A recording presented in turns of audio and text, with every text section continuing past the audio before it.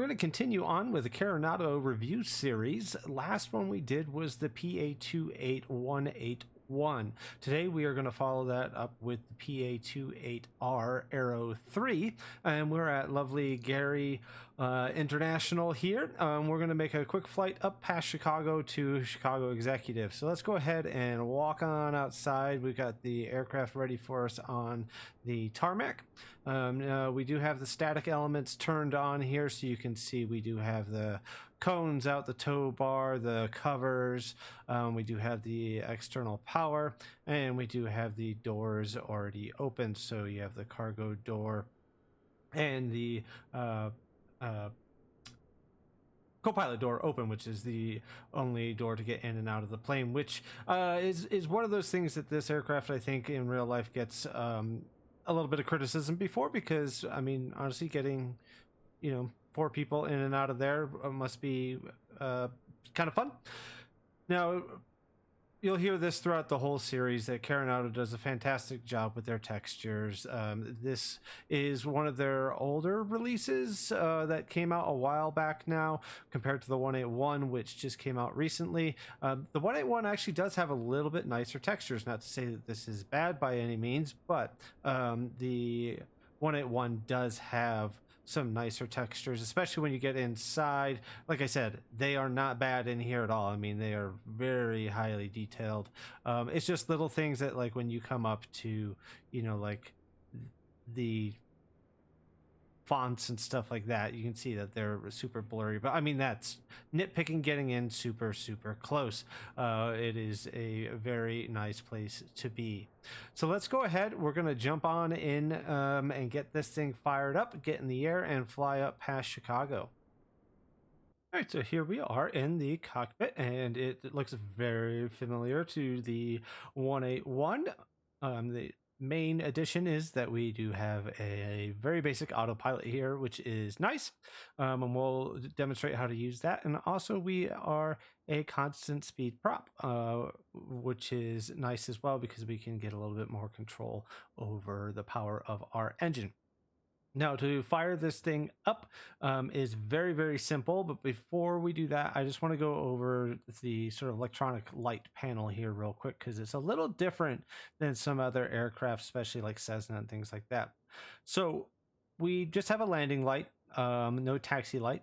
Our nav light is normal, red and green on the wing tips. Now this light here, if we come in, you can see it says strobe light and then fin strobe, and then in the middle is off. Now strobe light is wingtip strobes, fin strobe is, like, think of that as like your beacon light, which is on the tail, the top of the tail. Recognition lights are white lights on the forward facing part of the wing, but they're not like taxi lights, they're just recognition lights. So that kind of breaks it down. The most confusing one really is this fin strobe, because you can't have them both on at the same time. Technically you can if you have a keybind or a toggle switch to turn on a beacon in your strobe. It will allow you to have them both on at the same time, but in the aircraft itself it's either off, rear strobe, or wing strobe.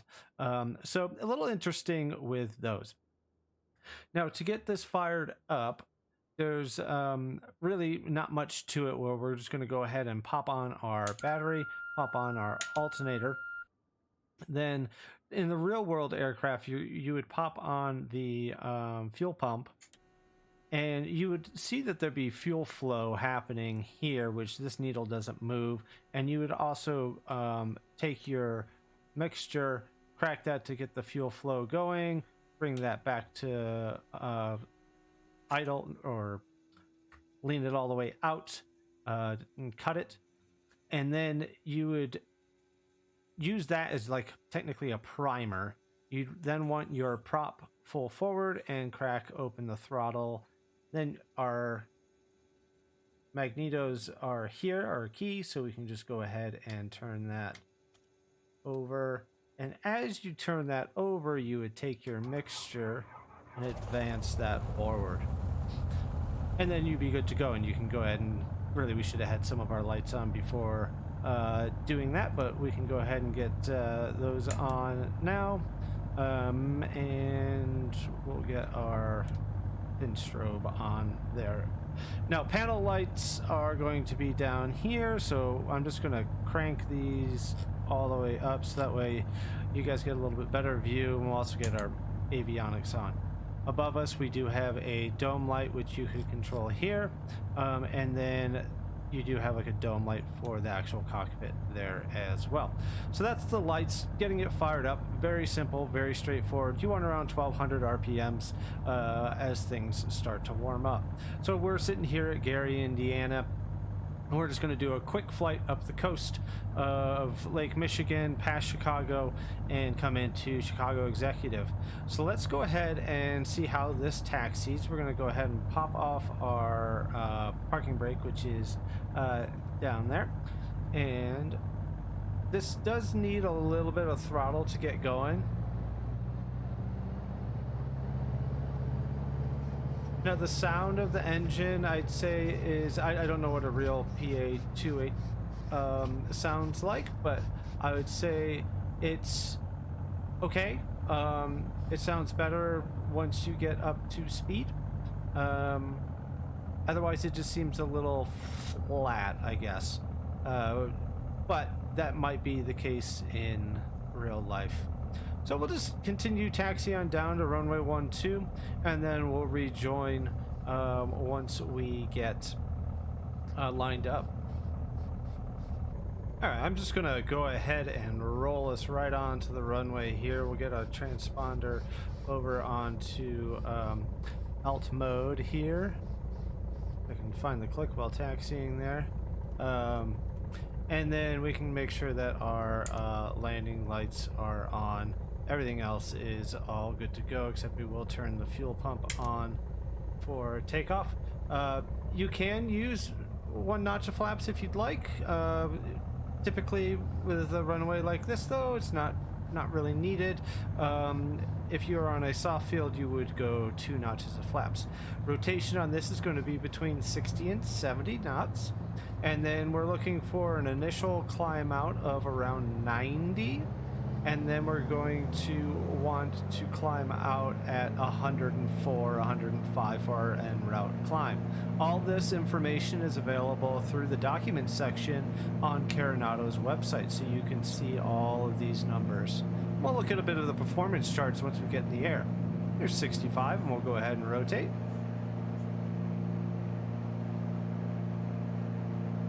A little jerky on the takeoff there. We can go ahead and bring our landing gear up. That's going to be one of the biggest differences between the 181 and this Arrow 3 is that I believe all the Arrows had retractable landing gear. So there we go. We're coming up to 100 there, and we can go ahead and let's make our turn out towards the lake. Now, this thing flies very much the same as the 181, nice and stable, has a little bit more power. We are getting a little bit of wind pushing us around off of the lake there.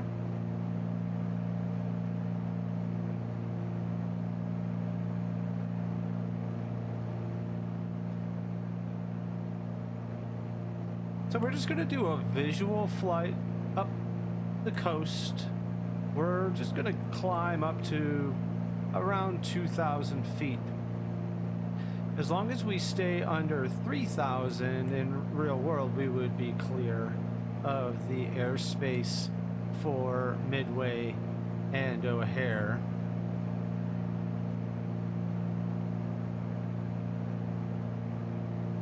So I'm going a little fast, so I'm going to trim us to climb up. I also need to back off those RPMs a little bit. Just bring those down into the green.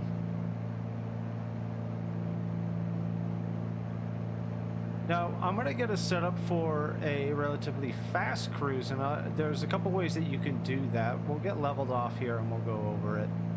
Now, similar to the other PA28s, your panel here does have settings there. So 2,000 feet, we're going to do a fast cruise at 25.6 at 2,500 RPM. So we're going to go ahead and nose us down, start to trim out.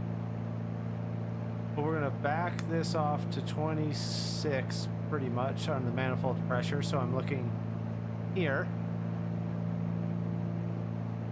And then we're going to back our RPMs to 2,500.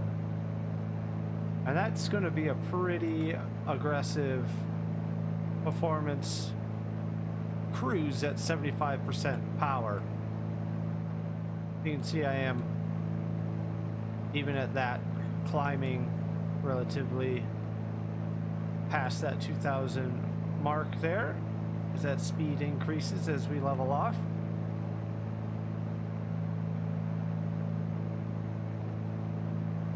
But very stable to fly. Once we're up in the air like this, though, I should have done this before takeoff, is swap over to our other tank, because we want to make sure that we keep those nice and balanced for when we're flying, because otherwise you're going to have sort of tendencies to go one way or the other, and also going to make landing very difficult. So you can see with minimal effort there, I got us set with our cruise, and we are, you know, going 135 almost on the button there, so that is good. 138 I believe is what the published cruise settings is for this. Obviously if we went up higher we'd be able to get a little bit better performance out of it. Now let's go over the autopilot real quick, because it's basic but works well. So right now our master autopilot button is here, so we're going to go ahead and turn that on. That's just going to hold us level. Now, if we want to, we can come over here. Let's get our heading bug. Just set it to where we're currently at. And we can go ahead and turn on heading. Now we can go ahead and rotate this. Sorry, I had a little glitch there. Oh, we just picked up, I don't know what we picked up there. Not sure. Anyways, but our heading bug will allow us to turn to our heading. Pretty self-explanatory.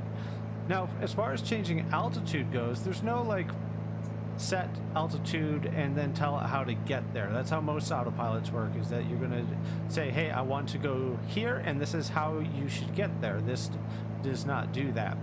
What you do is that you're going to come over and you're going to hit the vertical speed button. You can see it does a +0, but let's say we want to drop down to 1,500 feet. So we just go ahead and rotate that down, and you can see that we are now going to descend at that rate.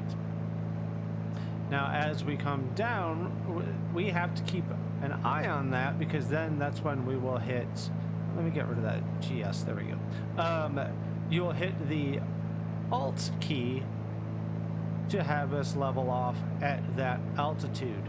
So as we come down to 1,500 feet, we will hit Alt, and then that will level us off there. Now, if we have a flight plan in, which we'll do in a little bit here for the ILS to come into Chicago Executive, we'll be landing on runway 16. So we'll tune that in, and I'll show you how to get those as well. So we're coming up to 1,500 feet, and we can go ahead and hit Alt, and there we are. We're leveled off. Now, we do have these cruise settings here, which is nice that they have them for us to look at. It's basic. You can get more information from Carenado's website. So let's go and have a look what a performance chart looks like in an actual POH. So these top ones here are going to be more about climb performance and sort of flight planning itself. These are the ones that are going to be more for your power settings and what you can expect for speed. So we are, let's zoom in a little bit here. Let me move this around here. There we go. So we're at, let's just call it 2,000 feet. Temperature wise, I basically just keep it around what standard is, but you can make the adjustments as needed. And these are your power settings So 55% would give you 110, 65, so forth. So we're basically doing the peak power. One thing we didn't do is change our mixture, which at this altitude is not a huge deal, but you can see as we come down now we have best economy. We're at 2,000. You could really come down and if you wanted to do 24 inches of manifold pressure at 2200 RPMs, and that would get you a considerably better fuel burn. Now as far as the performance of the speed goes, so for example we're at 2,000 feet, we're roughly around 20 degrees Celsius, so we can expect around 134, 133, and if you have a look here, we're like right on the money for that. There's Chicago. Let's click over real quick and have a look. You can see we're just motoring along here. It's fantastic.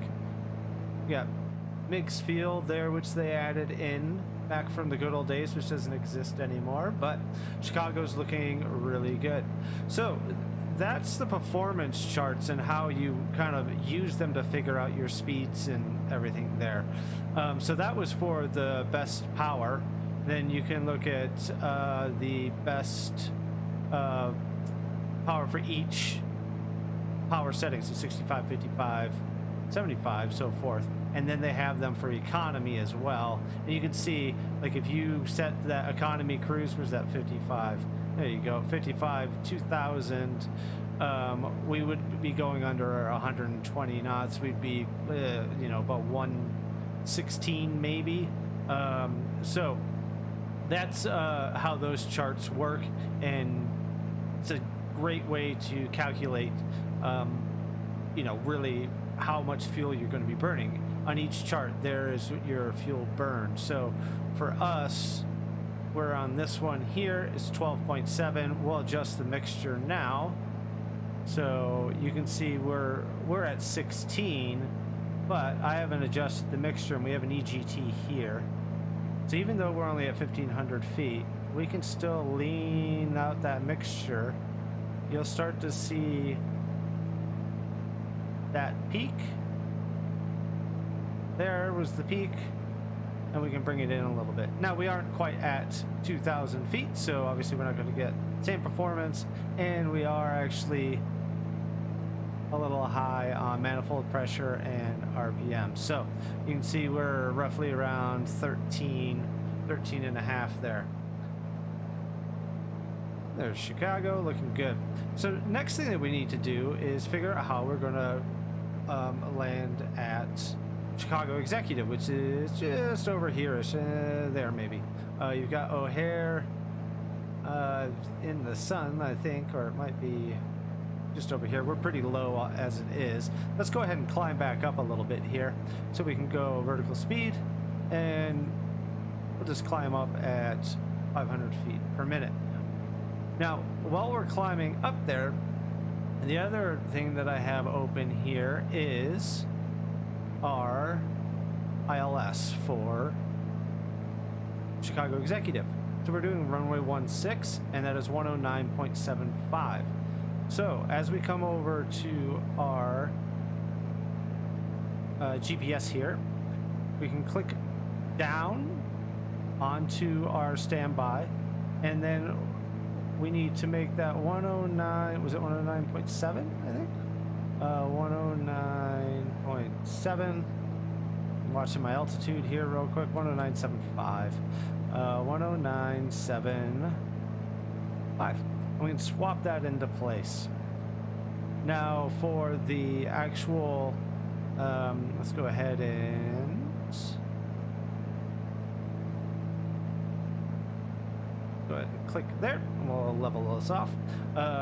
For Northbrook, which is the VOR that we're going to use to actually hit the ILS itself, is 1130. So let's come back over, and we can do 1130. Swap that into place. Now you can see we've picked it up. Now we don't want to come at it directly straight on because we're going to have such a harsh turn to get onto the actual ILS. So let's just come at it from the west. So we first need to get out of GPS mode and back into VLOC mode, which is basically like your nav mode. And then we can rotate our course here, and let's just make it to the west.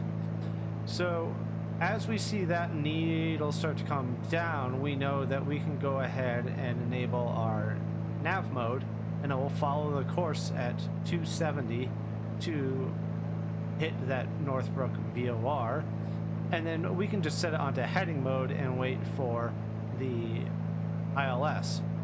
As far as altitudes go, we're already going to be below the glide path where it needs to be captured because we're only at 2,000 feet. So what we're doing is we're going to come over this direction, hit it here, come down, and it's going to guide us down to the runway. So nice and simple. So we'll continue flying along here. I'll wait until we capture it there, and then wait until we capture it on the glide slope itself.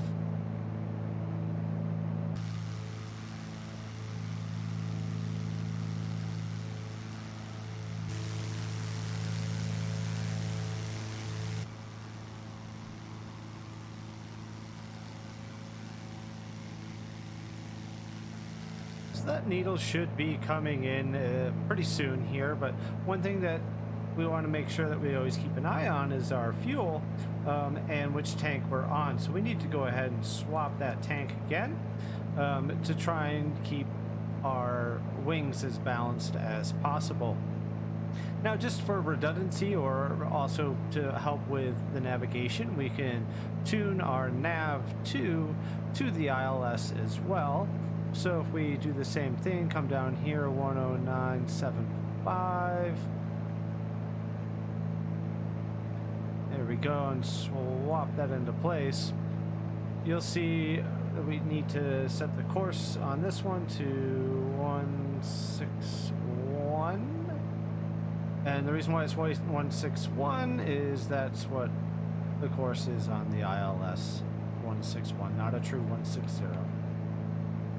So there's that needle coming over, so we can just go ahead and hit nav. And you'll see that we will now capture and fly into Northbrook,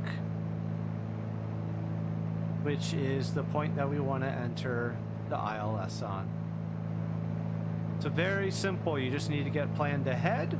Once you start to see things moving, then you can go ahead and click the buttons. I also like to get the heading bug lined up as well, just in case I need to swap over to heading for any sort of reason. I can just click on that right away and we'll be good. Now, what's nice about having your nav 2 set is that we'll be able to start to see when that creeps in, and we can just swap over. But really, that gets a little quick to swap because you can't choose which nav your autopilot is following. So you can see that the wind is pushing us around a little bit because we are slightly crabbed. I believe the wind is coming out of the sort of south, so we are kind of being pushed over a little bit, which actually we should be turned in the other way. We'll see what happens once it gets balanced out. Yeah, there it goes. So at this point, we can see you have what's called the DME here, which it's saying we have 6 miles to go until or 3 minutes until we get over Northbrook. And this gives us our speed as well at 135 knots. That's going to be our ground speed pretty much. So for this reason, I'm going to go ahead and select heading and get our nav set up here, swap it over, and then we know we need to change our course to that 161. Let me get there. There. So now we can do the same thing. We're on heading mode. We're still heading west. We're below the glide path. As you can see, these yellow arrows showed up. and that means that we are below them, which we know we would be because we're only at 2,000 feet. Once that starts to come in, we can go ahead and just click on the approach button, and that will take us over into Chicago Executive. So I know we didn't do a whole bunch of talk on the actual aircraft itself as far as like a quote-unquote review, but really we're going over everything as we're doing this flight, which is nice. Flying it manually is very stable. Please watch the 181 video, which I'll link in the description and above, because it's a very stable aircraft. This is just a little faster, and obviously you have the retractable landing gear, which is very nice. But it's still PA28 or PA28. So as far as the flight model goes, it handles very well. Super stable.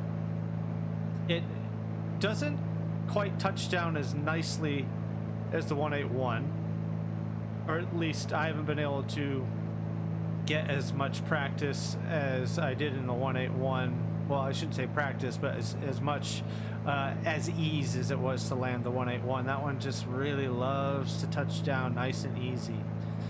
So we are now past Northbrook. Oh no, we're not. We're still coming into it. Why has it got us? It's just too sensitive now that we're so... Oh no, sorry. We've got it on the ILS now. That's why. If I swap these back and forth, you'll see that. There we go. We're just about there. So this approach should start moving in a second. But yeah, I just haven't quite had... There it is. We'll click approach. So you can see now we're turning to capture this needle. Like I said, this is going to be a real sharp turn, and we're going to sort of have to bounce it around a little bit. But we can go ahead and start to slow down as well. We'll bring that mixture full forward. We'll keep the prop where it is. Now, you can see here our gear down is 129 knots, and our first notch of flaps can come in at I think it's about 107 or so. You can see the runway there. So we'll go ahead and already bring down our gear. We'll look down here for 3 green. 1, 2, 3. There we are. We're good there. And then you can see we are just coming up to the right spot there where we can go ahead and introduce that first notch of flaps. And those did come down. Now, what's going to happen is we're going to hit this glide slope here, those 2 yellow arrows, and that's when our descent is going to start happening in. Now, what I found with this aircraft is that 3 notches of flaps really slows you down, and approach speed should be around 75. I like to keep it a little bit higher, 75 to 80. There we go. We're going to capture that. There it is. You can see that nose just dipped. We caught the glide slope, and we are on our way down. So we can go ahead and just start to slow it down. We're going to go ahead and do second notch of flaps. Now I'm going to make sure that we are full forward on prop and mixture. We are good there. We can go ahead and actually pop. I had the fuel pump on that whole time, but we want to make sure that we are on our fullest tank, which we are. And other than that, we are good to go. Now, I'm going to bring that throttle back a little bit more.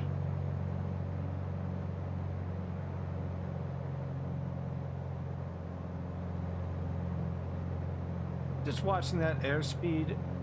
Like I said, we're around 80 is where I like to be, because when you introduce that 3rd notch and you say you need to do a little correction, you can get into a quick sort of like power on stall where you're really pushing in the power to stop it from dipping below 70, and then all of a sudden you're powering on and pulling up, and next thing you know you're at 60 in full power, and then you fall out of the sky and nobody's happy.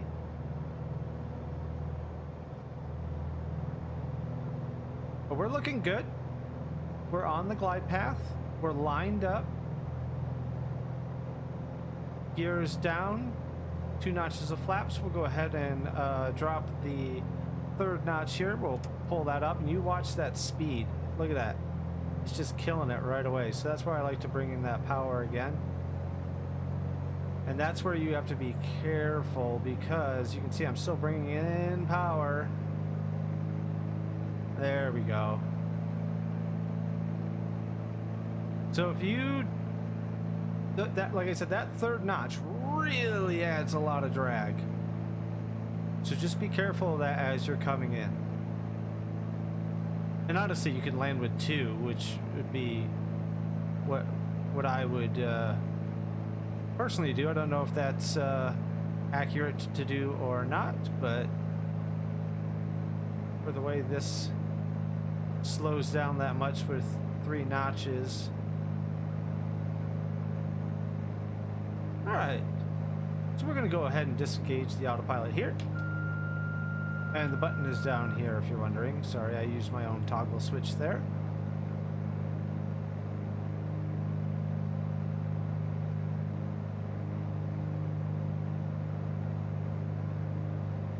I'm just going to aim for the actual threshold beyond the numbers.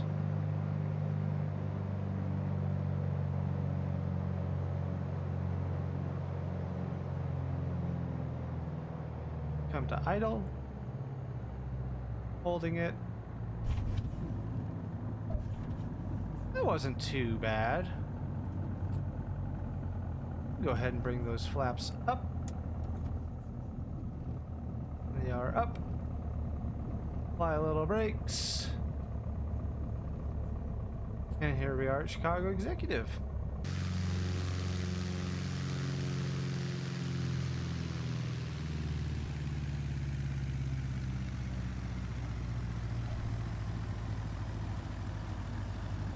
Go ahead and turn our alternator back to standby, pop our landing lights off. And there we are. Shutdown. Very, very normal. You know, we can just do it right here if you want, where we just come through and you're going to apply your parking brake and then make sure all electronics are turned off. I just go through and make sure all of that. I just hit my toggle switches on all of those, and then we're going to bring the prop all the way back, mixture all the way back. Let that shut down. Magnetos all the way off. Alternator, battery off. So overall, I think this is a fun aircraft. It's definitely, it's still a PA28. It's nice that there's a basic autopilot in there, so you can do like that ILS approach that we just did, and you can do a little bit more cross-country flying versus the 181. Now, a lot of people will compare this to the Just Flight version of it, because there are 2 versions on the marketplace. What I will say is I don't own the Just Flight one. Some people say the flight model is better, but the textures aren't as good. To me, this flight model seems nice. I'd be interested to see what that 3rd notch of flaps is like on Just Flight. So if you have both, please let me know what you think of them down below. The one thing I will mention, though, is that Just Flight, I believe, is around $40 or so. And then they do a package for about $65 with a couple variations of the PA28. Where this, I believe, is around $24. So big price difference there. And personally, I think this is just a beautiful aircraft to fly in. Would I buy this 181, or would I buy the 181 or this?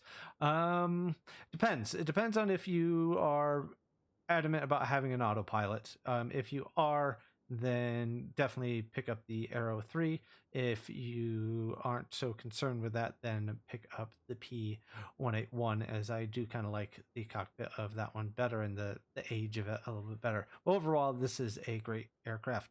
Thanks for watching. Until next time, Sprocket Simulations over and out.